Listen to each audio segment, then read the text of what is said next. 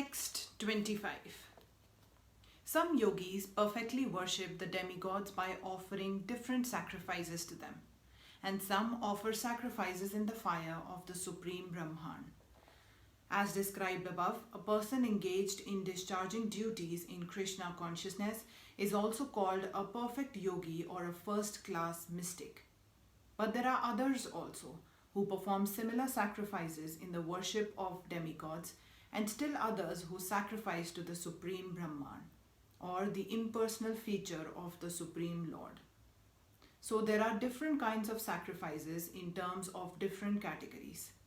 Such different categories of sacrifice by different types of performers only superficially demark varieties of sacrifice. Factually, sacrifice means to satisfy the Supreme Lord Vishnu, who is also as Yajna. All the different varieties of sacrifice can be placed within two primary divisions, namely sacrifice of worldly possessions and sacrifice in pursuit of transcendental knowledge. Those who are in Krishna consciousness sacrifice all material possessions for the satisfaction of the Supreme Lord, while others who want some temporary material happiness sacrifice their material possessions to satisfy demigods such as Indra, the sun god, etc. And others who are impersonalist sacrifice their identity by merging into the existence of impersonal Brahman.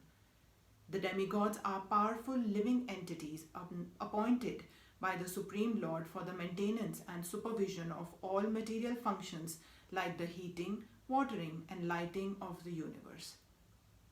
Those who are interested in material benefits worship the demigods by various sacrifices according to the Vedic rituals. They are called or believers in many gods.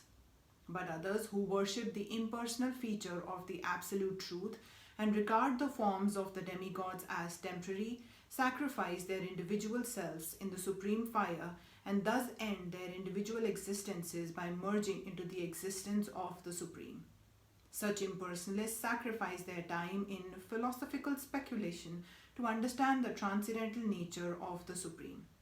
In other words, the fruitive workers sacrifice their material possessions for material enjoyment, whereas the impersonalist sacrifices his material designations with a view to merging into the existence of the Supreme. For the impersonalist, the fire altar of sacrifice is the Supreme Brahman, and the offering is the self being consumed by the fire of the Brahman. The Krishna conscious person, like Arjuna, however, sacrifices everything for the satisfaction of Krishna, and thus all his material possession as well as his own self, everything is sacrificed for Krishna. Thus, he is the first-class yogi, but he does not lose his individual existence.